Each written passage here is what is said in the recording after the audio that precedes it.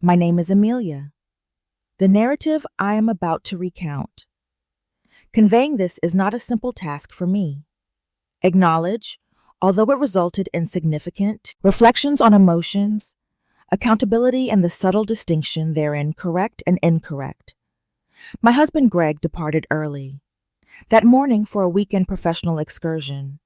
We resided in a modest house in Los Angeles, along the California coastline, with substantial windows that occupied the area with sunlight, and the calming sound of relentless slamming of waves throughout the day. Greg was passionate about his profession, and I consistently supported him, despite his frequent departures rendered the residence devoid of warmth. Whenever he was absent, I resolved to utilize the tranquil morning for cleaning, the renovating the residence, and revitalizing the environment.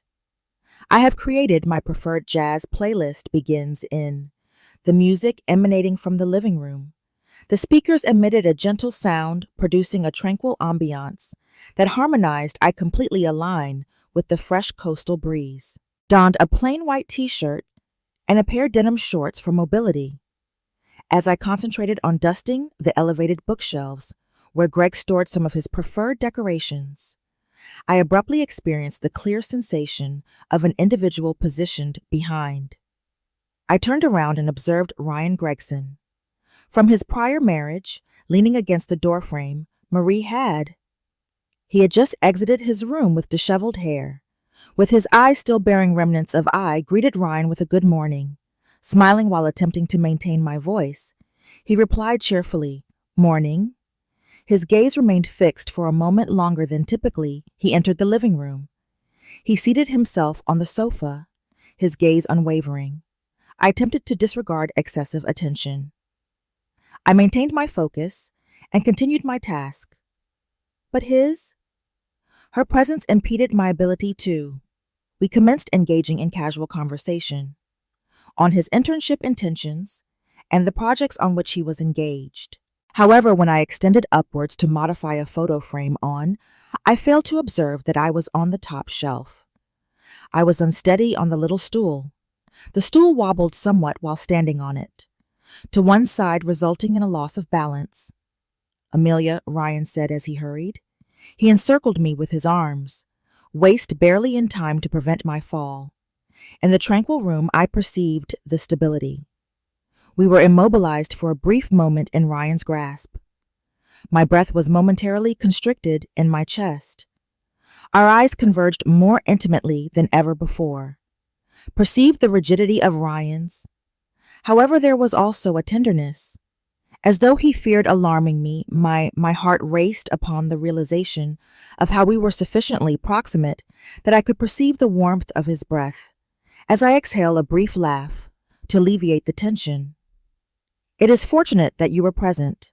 I have experienced a severe fall, yet I expressed it mildly. Ryan did not answer immediately. His eyes remained fixated on me as though he desired to articulate a statement, but was unable to locate His glance exhibited a blend of courage, bewilderment, inquisitiveness, and an additional element, something akin to with admiration. I extricated myself from his embrace, readjusted my t-shirt, and in an attempt to restore my Ryan maintained his cool as he stood there. With his gaze fixed upon me, I turned to him and communicated in a manner I anticipated to be informal. "Do you possess any intentions for the weekend?" Ryan shrugged, a little smile emerging. His expression is not particularly revealing. I will likely proceed in a different manner. I remained at home and relaxed. I acquiesced and proceeded to walk. Gestured towards the sofa, indicating for him to join me. I require a moment to compose myself. After nearly losing his balance, Ryan seated himself. Then abruptly the distance between us felt diminutive as never before. The stillness between us was not awkward. It was silent yet. The sound of the waves is soothing. Outside a drift accompanied by the golden sunshine filtering through the eye observed Ryan through the expansive window. Observed that he continued to gaze at me with that composed, unwavering stare. Nonetheless, there was an element of distinction and a quality of softness, an enduring affection I have always cherished. On mornings such as this, I remarked softly, disrupting the quietude, tranquil and peaceful. Ryan, he nodded, his voice subdued. Me too. Particularly when there is a somebody with whom to share his words, compelled me to pause, influenced by his tone. Did not appear to be discussing. I sensed my heartbeat. Accelerate, Amelia. At times it seems as though we comprehend one another without necessitating. He whispered, his eyes still fixed upon mine. I sensed the heat ascending to my. I ought not to feel this way yet. The manner in which Ryan gazed at me rendered everything significant. In a state of confusion, I instinctively extended my hand and gently grazed his arm. That minor the touch appeared to create an atmosphere between us. Freeze. There was solely our respiration and an emotion that was. It is tough to articulate, Ryan, murmured uncertainly. However, I was unable to avert my gaze. Ryan remained silent. Instead, he softly positioned his hand atop mine, grasping. It seemed to reassure me. In that moment, I recognized we were positioned at the brink of something significantly larger than only a transient intimacy. Nevertheless, prior to my ability to, he leaned in closer, contemplating more, recognized that I was not withdrawing in the morning brightness and his warmth breath. It seemed as though the entire globe, the exterior, has entirely disappeared. Ryan inched nearer, and I was unable to prevent myself from gradually inclining forward as that moment seems to elongate, for eternity, as the expanse separating us. His breath vanished gently. Against my cheek, warm and inconceivably, I shut my eyes, sensing as though all sounds had vanished, when his lips met mine, tender yet abundant. An emotion generated a shiver that coursed through my entire body. The kiss was not hurried, it was tender. If we both were aware that we were traversing a conclusion, boundary one from which we could not return. My heart throbbed in my chest. Like if it desired, I recognized that this was erroneous. I was aware that I ought not to engage in this, yet I did so. At that point, my rationale was insufficient. Sufficient to withstand the warmth Ryan provided. His hand glided softly over my cheek, drawing me near as though he feared I may vanish. I could perceive the vigorous and swift pulsation. It corresponded with my heart. I fully extended my hand to touch his shoulder, perceiving his solid physique and his breath accelerating as he spoke. The name is Amelia. The tone of his speech. Madame Shiver. I reclined my head against highest, experiencing. His arms enveloped firmly, yet affectionately encircled me, as though he desired to protect me from all things, beyond the confines of the world we had constructed. His warmth intertwined with my breath, engulfing it. In the soft illumination of I gently grazed my fingers across the room. On his cheek, sensing the warmth of Ryan's skin, tense beneath my touch. His arms encircling me slightly tighter, his eyes mirroring sincerity and an undeniable longing. Both recognized that the boundary had been transgressed. The defense was no longer present between. Ryan inclined his head and kissed me. Once more at this juncture, his kisses were deeper and more intense. Every wall I had constructed collapsed. I fled running my fingers through his hair. I experienced my hands quiver with the burden of emotions I could no longer suppress. Outside, the waves persisted in their melodic composition, evoking reflections on the universe that persisted. However, at that instant, his breath was the sole existence for me. His heartbeat, and an intimacy that was palpable. Like though we have been interconnected I had long instructed myself to cease, nevertheless the heart remained unresponsive, yet I sensed the warmth. His breath close my ear, his voice gentle and quaking. I am uncertain of what to do. Amelia cannot cease contemplating you. I gently caressed his cheek, and in his inner glance, I observed that we were both captivated. Within this ineffable, profound sentiment, the alluring temptation had propelled us beyond the tenuous boundary, resulting in a sensation of simultaneous trepidation and intensity, as though I had entirely surrendered myself in his embrace. I was nearly disoriented in the fog between. The reality is an overwhelming emotion. The warmth of Ryan's physique and the auditory sensation of his heartbeat resonating within me further obscured my rationale with each touch. His demeanor was soft yet fervent, like an unquenchable slow fire I experienced. His lips traversed from my temple down to my cheek, adorned with minute beads of perspiration, gleaming evidence of internal conflict.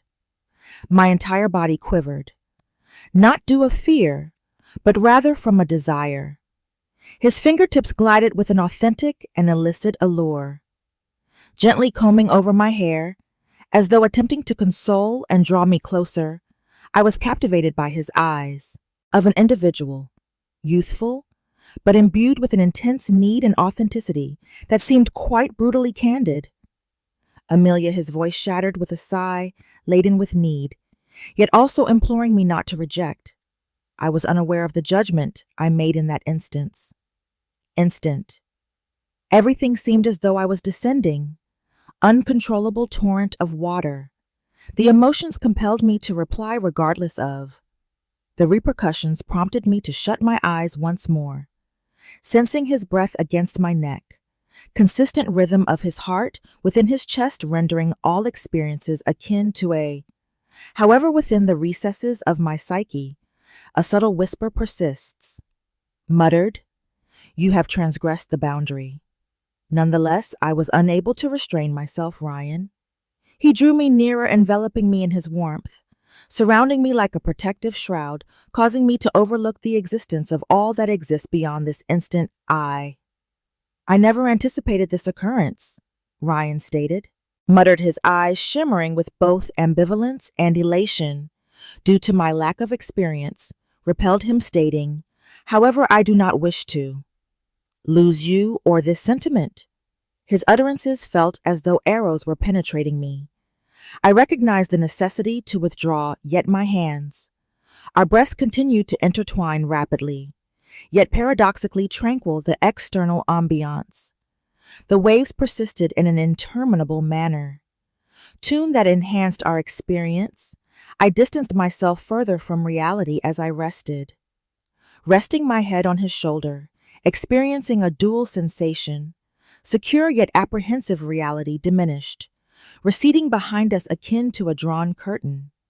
I was uncertain if I was dreaming or not. The border had dissipated like a delicate veil of mist was present, followed by a sudden sound. The tranquility was interrupted by the opening of the front door, accompanied by a recognizable voice reverberating throughout the residence. "Amelia, I have returned home." I stood motionless, as though I had just awakened from an extended reverie. Both Ryan and I startled as if pulled from the secure enclosure. The bubble we had inadvertently formed, cardiac organ, seemed to pause momentarily. Ryan swiftly released me, his eyes wide with anxiety, despite their continued burden. An underlying connection that eludes both of us summoned the will to vocalize. My heart raced intensely. I believed my entire body may tremble. Additionally, the atmosphere in the room appeared to disappear as Greg entered, his expression radiating with an exuberant smile. Entirely unaware of the struggle within Amelia, his voice was both friendly and casual, the manner in which he consistently sounded when air transformed. Upon returning home after an extended work trip, I took an inhale deeply to soothe myself, compelling my voice to sound unwavering. "I am present," I called as I exited the living room, endeavoring to maintain a genuine smile in the room as feasible, despite my hand still quaked marginally. Greg approached and enveloped me in an embrace and delivering a brief kiss to my forehead. "I missed you," he articulated, entirely oblivious to the strain that had ensnared. I observed Ryan at the house, positioned a few feet away in the living room, with his hands inserted into his pockets as if to prevent them from trembling. Our eyes met briefly. Nevertheless, it sufficed for me to perceive the anguish within his heart, a blend of Ryan's shame and unquenched yearning. "You should come over and greet your father," Greg exclaimed joyfully upon his discovery. Ryan inhaled deeply and composed himself. He approached with an affected demeanor. "Greetings, father. How was your day?" Greg smiled broadly while patting Ryan's shoulder. With pride, it was a resounding success. Everything proceeded excellently. I returned seamlessly with several gifts. For you, I experienced a lump in my throat when I heard the term mother emanate from Greg's. It reminded me that I was ensnared. Between two realms, one abundant with Greg's serene affection, and another complex entanglement within the prohibited feelings that Ryan and I had just entered, when Greg turned to me. His countenance radiated joy as he discussed his meetings and humorous anecdotes, narratives from his journey. However, his expressions solely passed past my auditory perception. My thoughts remained tranquil. Ensnared in that preceding instant, when I had experienced a profound sense of recognition and longing I never anticipated experiencing again. Ryan stood silently behind Greg, his gaze fixed. Continuously attracted to me, as if attempting to communicate, I averted his sight. Could not allow Greg to perceive anything. Unconventionally, "I will prepare coffee for us." Greg suggested with a smile that you must be fatigued, and proceeded to the kitchen unaware to the oppressive hush pervading the room. Upon the closure of the kitchen door, I glanced to Ryan behind him. I said, "We must cease," quaking. Ryan advanced a step closer, his gaze fixed. Although I'm aware of the discomfort this sensation persists, he swallowed with difficulty, as if in distress. To articulate concepts for a certain subject, even he did not fully comprehend Ryan. We are unable to proceed, this family. I clasped my hands together. Clinging on the final vestige of determination, this family constituted everything for Ryan. His eyes silently reflecting profundity, sadness. He acquiesced. However, I was aware that we both comprehended the events that transpired. What existed between us was not something we could Greg return and with two items effortlessly forgotten. His smile is radiant, akin to mugs of coffee. You both appear quite serious. Did it occur when I was absent, elicited a laugh that was light, yet somehow insincere? Natural, no, nothing at all, just minimal. I responded to the conversation, extending one's hand to grasp the cup of coffee. Greg Ryan grinned as well, but his eyes remained obscured by with anxiety and remorse. He averted his gaze. Approached the big window overlooking the ocean, while searching for a method to exit the room that had now burdened by recollections. I took a seat adjacent to Greg. However, the recognizable feeling of happiness and tranquility had been disrupted. Through a fissure, I was uncertain if I could ever repair the warmth of his hand in mine was unattainable. Calm the tempest brewing within me.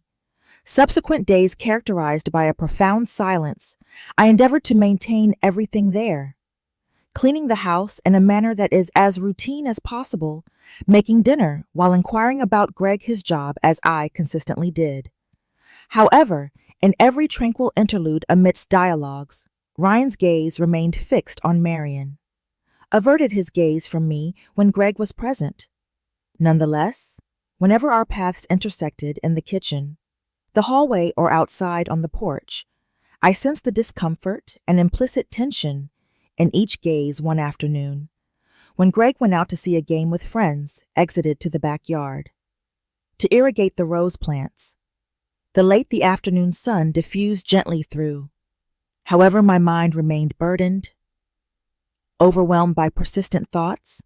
I could not relinquish perceived gentle footfalls trailing behind me, and instantly recognized it was Ryan. My heart I tightened, but did not turn around. Approached it, standing within a few feet away. I merely wished to exit, and Ryan suggested obtaining some fresh air, his voice indicating the request. I nodded, feeling somewhat sad and embarrassed. to concentrate on my activities yet, the fingers gripping the lawn hose quivered.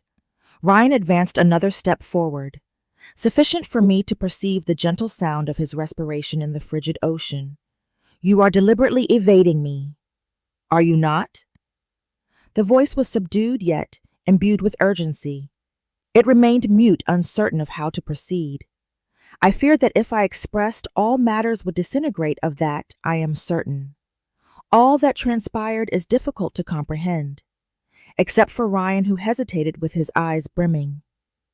Terrible anguish, although I cannot feign it. It did not occur. I am unable to cease my thoughts. I turned to regard him, and in his eyes, I perceived all the emotions I had always experienced, conditioned to suppress confusion and yearning. Guilt entangled Ryan. "We must proceed. Transcend this," I whispered gently, attempting to maintain a steady tone. His eyes wavered, for a little interval before reverting to my own experiencing pain, yet determined, however uncertain of the timing. All events continuously replay in my mind. Each sight evokes a memory. I tightened my grasp on the hose. Knuckles became pallid. The sensation remained unchanged. Manner in which I observed each morning and evening that event with vivid clarity as though it had occurred yesterday. Nevertheless, I saw the necessity to cease. This family constituted everything for Greg, and I constructed a comprehensive understanding. Inhale my gaze, stinging as tears poised to cascade. "Ryan, if you value this family, your father, then we must release him," remained mute as if engaged in a struggle. He ultimately acquiesced after an internal struggle, and averted his shoulders, trembling marginally, as though he had recently suffered a defeat. I observed him stroll something valuable, re-entered the home, leaving me standing solitary in the waning twilight, experiencing void and dolorous in every aspect of knowing this was the correct course of action. However, the space between us seemed insurmountable.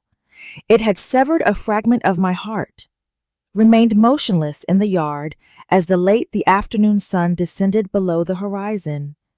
The waves continued to crash consistently, like a reminder of endurance and constancy of time. Yet internally, everything was continuing to spin, like an uncontrollable tempest. I was aware that the sentiment had not vanished. Each glance and every recollection of Ryan was imprinted in my memory.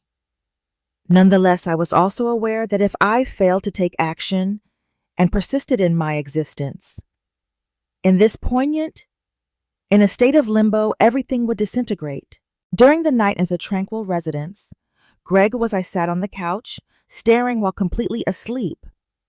Through the expansive window, the water appeared tumultuous during the night, extended before me, yet my thoughts were entangled and agitated. I awoke the following morning, determined it was time to conclude the eliminate suffocating stress, definitively entered the kitchen where Ryan was present. Upon seated, his eyes were quickly raised when he observed me. He may have already been aware of this. The dialogue was unavoidable. I sat opposite him with my hands clasped. Together, to prevent them from quaking Ryan, I commenced my speech in a gentle yet assertive tone. "Cannot continue this?" Ryan acknowledged with a slow nod. However, his eyes conveyed profound sorrow. "Understand, but how do we feign its non-existence?" I gazed at him for an extended duration, the pain in my chest intertwining with the sensation. We cannot alter what has transpired. However, we can determine our course of action moving forward.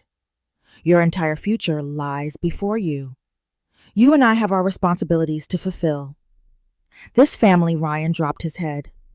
"My shoulders are burdened. I have never experienced anything like this. This robust I have attempted to contact previously, but I will make another effort." Gently caressed his hand one final time. "Quiet goodbye. I have faith in your capabilities, and I shall proceed." We sat in silence together. However, it was a stillness of acquiescence. understood that our relationship was not a misstep. It constituted a facet of the intricate feelings, that people are occasionally incapable.